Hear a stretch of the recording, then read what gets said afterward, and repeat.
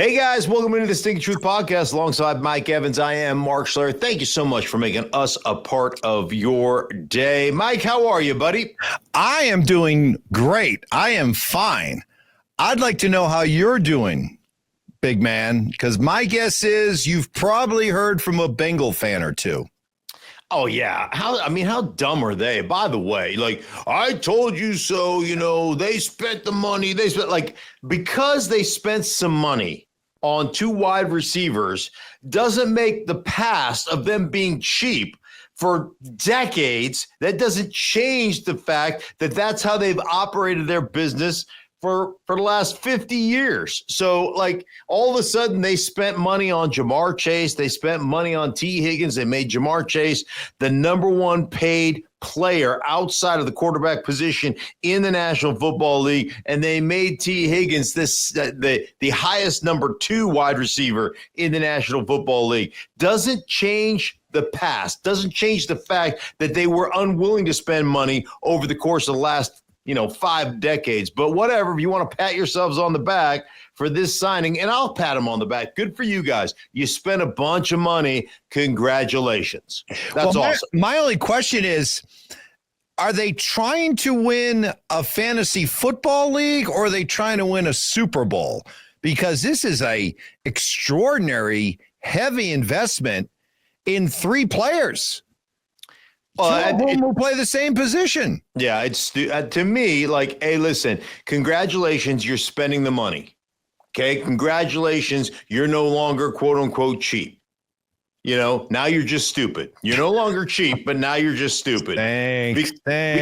Because spending your money on 2 receivers is insane. It's insanely stupid. When you have a superstar quarterback, your superstar quarterback, like the old saying is that when you have a player like that, a high tide rises all ships. When you have a superstar quarterback, you can take, a guy that nobody knows about and take a good receiver and make him great, take a great receiver and make him, all pro, right? You've got arguably the best receiver in football in Jamar Chase. You don't need to sign another guy to big money. That's not something you need to do. What you need to do is develop your offensive line. What you need to do is develop your football team inside out. Did we not learn anything over the last several years about how football is actually constructed, how good teams are constructed from the inside out? What did Philadelphia do? They dominated the trenches. They dominated the line of scrimmage, right? You look at the Cincinnati Bengals. They are, I think, as far as pressures are concerned, they're a top 5 team when it comes to giving up pressures on their quarterback. They're number 4 in number of sacks given up. They spend more time than any other team in shotgun. The way you've built your football team, to me, is what makes it ridiculous. And oh, by the way, right now, Trey Hendrickson, who's led the league in sacks the last 2 years, you've given him permission to seek a trade. Now, there are some people saying and reporting that they are working on a long-term deal with Trey Hendrickson right now, which I would say would be great. But this defense was awful. They were one of the best passing teams in the National Football League last year. Man, they ran roughshod through the league that way. What were they doing? Oh, they were watching the playoffs on the couch the same way you and I watched the playoffs. I just don't think they're built correctly. That's the biggest issue with me. Yeah, I just wonder, did these moves, did this basically just ensure that Bengals fans, you just signed up for another season of 35-30 losses with your quarterback getting beat up in the process of losing 35-30? 38-35, that kind of stuff? Well, people come at you and say, well, you know what? When they went to the Super Bowl, when they went through the playoffs, they had T. Higgins, they had Jamar Chase. They went to the Super Bowl constructed that way. Yeah, on your way to the Super Bowl, you played a game in Tennessee where you gave up 9. I don't know if it was in Cincinnati or Tennessee, but where you played the Tennessee Titans, I believe it was in Tennessee, you gave up 9 sacks in that particular game, and you would have lost that game had Ryan Tannehill not gifted you 3 interceptions. So hey man, again, tried and true. It's my belief system. It's the way I will always think you have to construct a football team from the inside out. You build from lines of scrimmage. By the way, to get this deal done, they decided not to start Alex Kappa or re-sign Alex Kappa. They cut him to fill up or to free up cap space. So, again, I just don't buy. I don't buy that this is a way to build a football team. But whatever, like, hey, man, you want to pat yourself on the back for spending a lot of money? I'll give you credit. You spent a lot of money. I just don't think it's money well spent. I don't think it's. But and the other thing, Mike, on that, you've known for 2 years you needed to re-sign Jamar Chase. You've known for 3 seasons, you've needed to re-sign T. Higgins. You could have set the market early. And right now, you'd be paying, even if you did it last year, Jamar Chase would be making $35 million a year right now. Instead, you just signed him to a $40 million a year contract, $40.25 million a year. So, again, it's better. You've identified a player. You knew Jamar Chase was a great player. You've known he's a great player forever. Sign him early, set the market early so you don't have to set the market late. But that's just, again, these are the different ways that I think, based upon what I think I've seen be, successful in this league. And, Cincinnati hasn't played that way.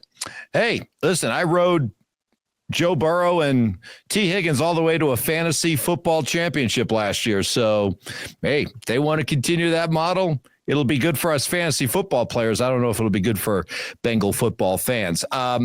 We were talking last week about what was going to happen to Cooper Kupp. Where would he end up going? He ends up kind of going back home. Eastern Washington was where he played his college ball. He's going now back to Seattle.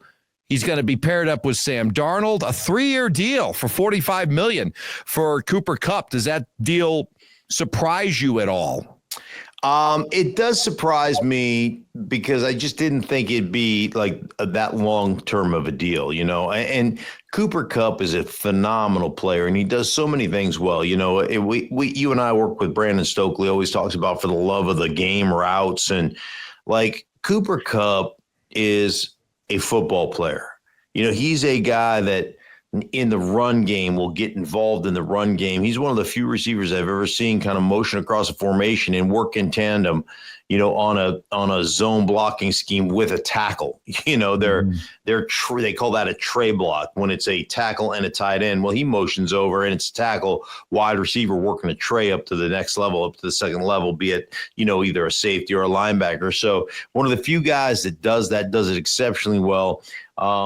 But the last couple of years, man, since 2021, when he had the Triple Crown, he has missed a lot of games. He's missed, and I believe that that's probably the biggest reason he's not in Los Angeles right now, why they decided to move on from him. That and the fact that he and Puka Nacua do a lot of similar things for the Rams, but they moved off of him. So can he stay healthy in Seattle? Can he continue to play the way he plays, or do they need to adjust the way he plays? And ultimately, that's one of the things that make him great. Here's where the big value is to me.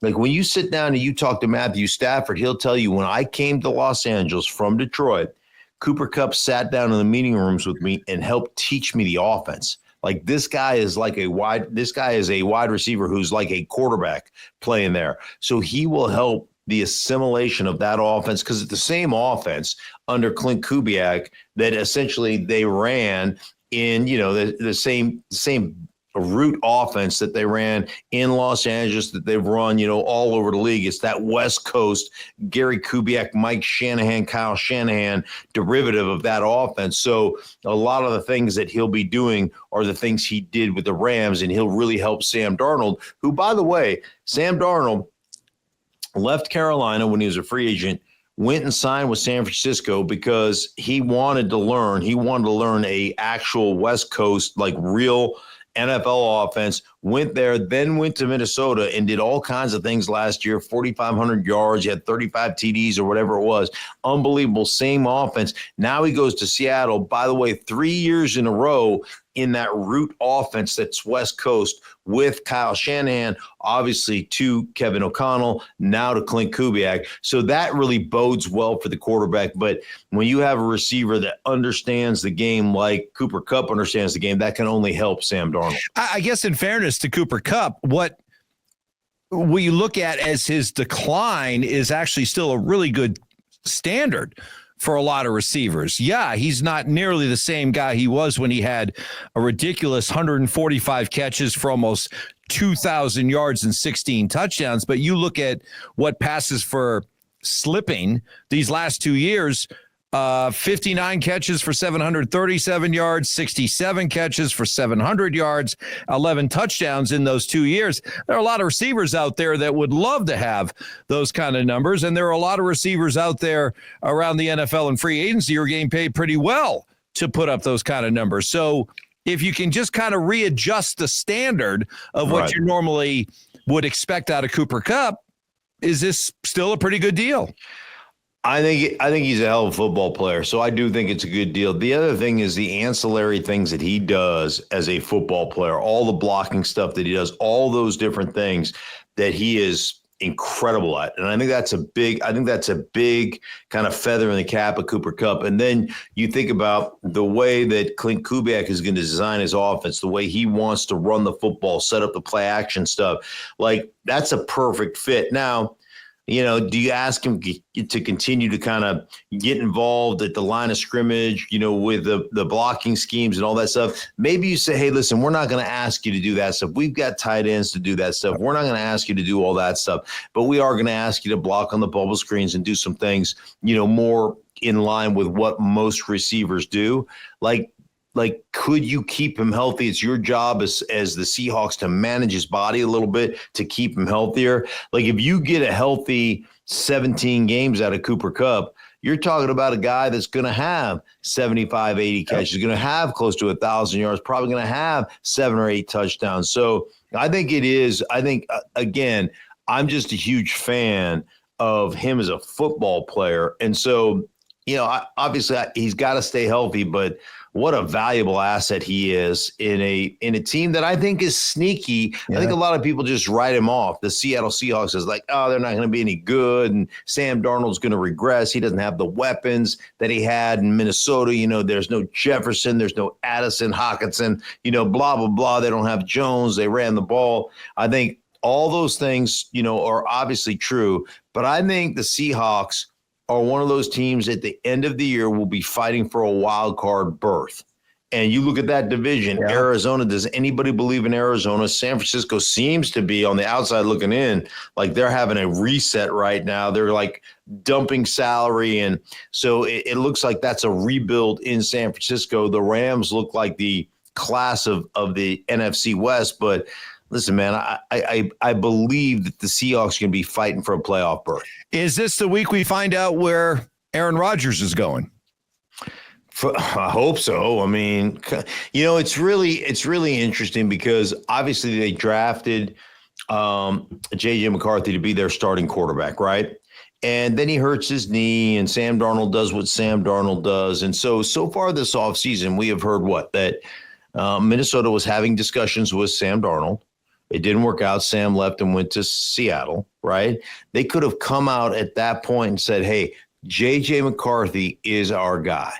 But the reports we're getting from Mike Silver out of The Athletic are they're having internal discussions about the potential of Aaron Rodgers. Now, Aaron Rodgers is kind of waiting around for Minnesota because Minnesota definitely, with the weapons they have, and Kevin O'Connell, give him the best opportunity to win. And, oh, by the way, when he was in that offense a few years ago in Green Bay, I do remember him 3 years in a row winning 13 games.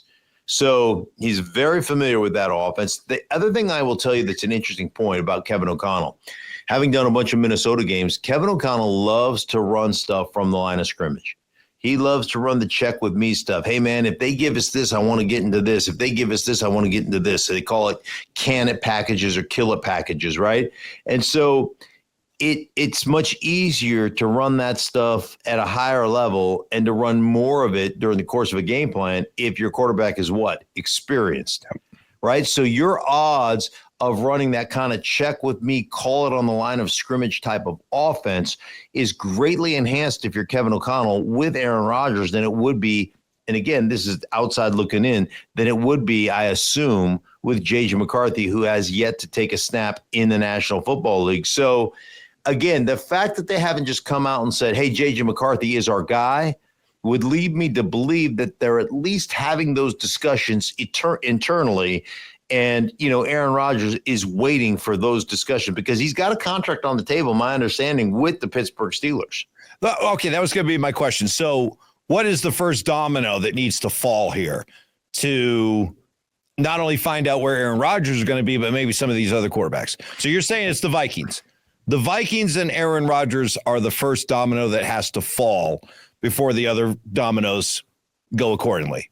Right. So over the course of the last couple of days on Friday and Saturday, Russell Wilson both visited Cleveland and the Giants, left both places without a contract. So everybody's waiting for Aaron Rodgers to make a decision, but everybody's waiting, and Aaron Rodgers is waiting for Minnesota to actually make a decision. So for Aaron Rodgers to decide, am I going to retire or am I going to play with the Giants or am I going to play with the Steelers, is dependent upon Minnesota saying, yes, we're interested, or no, we're not interested, and you might as well move on. So what's the hang up with Minnesota? To me, this sounds pretty cut and dry. You got a team that's capable of winning right now. Hey, bring in Aaron Rodgers. Gives you the best chance to win right now. Do you really want to do the reset and step back as you would be if you turn things over to J.J. McCarthy? Well, it seems to me, and I'm not 100% sure on this, but it seems to me that Kevin O'Connell has got the final say. Mm-hmm. So if Kevin O'Connell has the final say, it feels to me like Kevin O'Connell's not sure what he wants to do. And there are people within that organization, I'm sure, that stand on both sides of the fence. Like, hey, man, if Aaron Rodgers comes in and we don't win a championship, well, it just, delays the development of J.J. McCarthy one more year, which I would say, yes, from a playing perspective, it probably does. He probably doesn't get a lot of reps. But from an understanding of NFL football for a guy who didn't play a lot or didn't start a lot or didn't throw it a lot, I should say, in college football, it might be the best thing that you could have another year of tutelage. Aaron Rodgers didn't seem like he sat behind Favre for 3 or 4 years. Love sat behind Rodgers for 3 years. That's not the worst thing, right? Now, Patrick Mahomes sat behind Alex Smith for a year. Mm-hmm. It's not a terrible, it's not a terrible road to go down. It just feels like Kevin O'Connell isn't sure. The Minnesota Vikings aren't sure. And it feels to me like that's what's holding this whole process up. So I remember Adam Schefter, that last week, was all mad. Like, Aaron Rodgers is holding up the whole process. He needs to make a decision. And if I was Aaron Rodgers, I'd wait around for Minnesota too, because it gives you the best chance with the weapons they have and the team that they have constructed, gives you the best chance to win a championship. So I'd wait around too. One of these dominoes that we're waiting to fall after Aaron Rodgers is Kirk Cousins. And my goodness, have you ever seen somebody in professional sports who is just so good at making money? So you realize that the Falcons have picked up a $10 million bonus for Kirk Cousins, in part because they see some value in Cousins. So they pay him the $10 million with the idea that depending on how all these dominoes end up falling, there may be teams that are going to be approaching the Falcons for a Kirk Cousins trade. And in the meantime, he makes another $10 million. I think I have the number right. Do you realize now in his career, Kirk Cousins has made like $330 million? Tom Brady in his career made like $331. Yeah. And Cousins has made like $330 million. This guy, wherever he goes, he just ends up with a great contract. How about Kirk Cousins probably sitting in Minnesota right now, just, at the family ranch, mm-hmm. and that check rolls in the mailbox. He runs down to the mailbox, in bathrobe, pair of Ugg slippers. Looking like Ned Flanders in the neighborhood. Absolutely. Pair of boxers on, opens up the mailbox. There's an Atlanta Falcon $10 million check in the mailbox. Like, how awesome is that? Good for Kirk Cousins, man. Just keep raking him over the coals. And you know what? Eventually what will happen, because there's not a lot of depth from the quarterback position in the draft, right? There's two people that say, or two potential first round guys, or people that, people that cover the draft say that Shedeur Sanders and Cam Ward are the two, no doubt first round guys in this draft. So you can wait until after the draft and you basically, he's on the trading blocks and see what you can get for him. So yeah, they're looking at it like, hey man, we'll pay the $10 million because eventually what will happen is somebody's going to come, somebody's going to be desperate, somebody needs a quarterback, and Kirk Cousins is going to fill that role. Like, if you're Cleveland, really, Kenny Pickett's your guy. Mm-hmm. You really want Russ, right? I mean, do you you don't really want Russ. You don't want Kenny Pickett. Like, so you're just biding your time to see how the dominoes fall. Yeah, obviously he's not going to play in Atlanta, but somebody is going to trade. There's no question that somebody's going to trade for Kirk Cousins eventually. So how much football does he have left in him? Is he somebody that you see can easily start for a team and stay healthy enough and have a realistic chance of being a playoff team? Oh, with Kirk Cousins, yeah. Kirk can play. Like, now, last year notwithstanding, we saw the ups and downs last year, right? We saw him have that game where he threw for over 500 yards, and and we saw some real stinkers as well. But I think that's part of the rehab process, right? I think that's part of coming back from the Achilles, right? And some days you feel good, and some days you just feel like garbage. And it affects the way you play. And it's always, we talk about it all the time with ACLs. It's not the first year back, it's the second year back where you got yourself feeling like you're right again.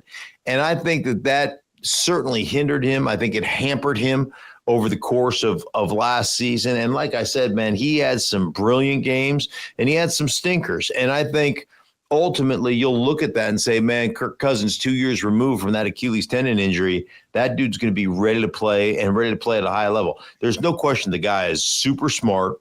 The guy really understands what he's doing, what he wants to take advantage of.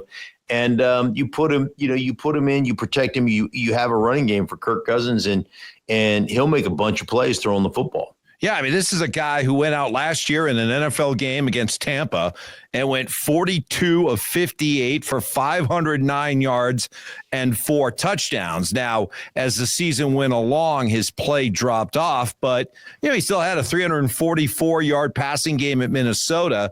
So, there's still some life in his arm. But you're saying, yeah, he's still a viable starting quarterback in this league option for a team that finds himself once the music stops and somebody's left without a quarterback chair.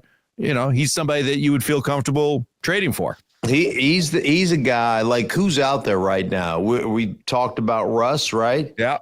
And Aaron Rodgers. Anybody else out there that's that anybody would think that? Listen, if let's say Aaron Rodgers decides to retire. Okay, he goes, you know what? I'm not feeling it. I'm going to retire. Who would be, of the people out there that are left, Kirk Cousins would be my number one. I mean, certainly over Russ, Joe Flacco, give me the Jameis Winston. Like, there's no question Kirk Cousins would be my number one out of those guys. Well, he'll be 37 this summer. So, and your thought is the year after the Achilles, maybe where he has a chance to come back and really be able to show what he can do. Well, if he's still motivated, I don't know, after you made $330 million, do you still have that same motivation? Well, and after a $10 million roster bonus showed up in your mailbox and you're not playing for that team, like when that happens, you're like, you know what? Things have shined. I've been fortunate. Like, everything just has worked out. Maybe it's time to just call it good. Whatever Kirk Cousins has done, man, props to you, because That is remarkable. He keeps finding himself in the right situation.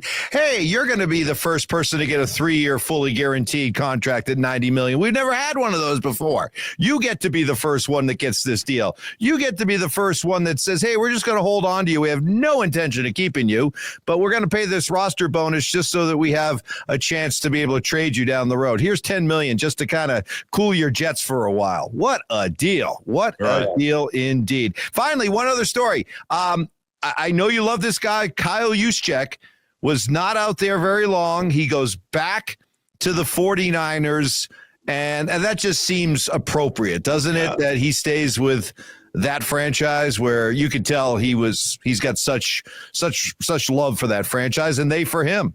Yeah, no question about it. And it's really cool that they redid it and they got him back there. And he's such a unique player for them. He's so good at, like, one of the things that he does so exceptionally well is he understands that run game so well. He just, like, he has got the most lioness eyes. Like, he will lie to you as a defense.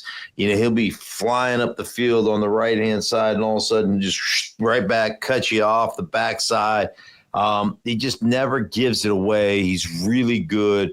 Great in the play action game, is one of those guys that's good for a couple of catches, really does a good job in the blocking game, but he's always got one of those guys that has, 3 or 4 explosive plays during the course of a quarter of a season where it's a touchdown for, whatever, it's a 40-yard gain, a 30-yard gain. He's just one of those guys that's he's just a special player and a unique player and gives them one more layer to their offense that, I just think is imperative to what San Francisco does. So good for them. Cooler heads prevailing and the Niners getting it done and Kyle Juszczyk renegotiating a deal. And I know it's just important to you. You just do not want to see the demise, the extinction of the fullback. You still feel that there's a very valuable role for fullbacks still in today's NFL. Absolutely. And he's one of those unique, pass catcher kind of, he'll block in, he'll hit you, and he'll do all those things, but just a unique skill set. Now, my favorite guy, Ricard in Baltimore, that dude is an offensive lineman that plays fullback. He's my favorite. He might be my favorite player in the whole league, but Juszczyk is right up there. And plus all the consonants in his name. I mean, that dude corner the market on consonants. He's just unbelievable. Yes, not a vowel to be found. No. I think there's a U in there and sometimes a Y. Right. But I don't trust it. I do not trust it. All right. Good stuff. All right, buddy. Hey, you're going to be off for a little while. Go enjoy that baseball. I know you're taking a baseball trip with your son, Brady. That is going to be awesome. I'm going to be out next week. So this is going to be the last podcast for a little bit of time. Just hang with us. We'll be back before you know it. But some well-deserved R&R, especially you going out for that baseball weekend with your son or that baseball week down in Arizona. That was when my son was in high school. That was always one of my favorite trips of the year. Just awesome stuff. High school baseball in Arizona where it's warm. It's awesome. Looking forward to it. To it. All right, Mike, all the best for everybody involved in the Stink Truth podcast. Thank you so much for making us a part of your day. Make sure you download, make sure you subscribe, and do all those things. Thank you so much. We'll be back with you next week in Cincinnati. Love you guys. Stupid, but I love you guys. Don't do that.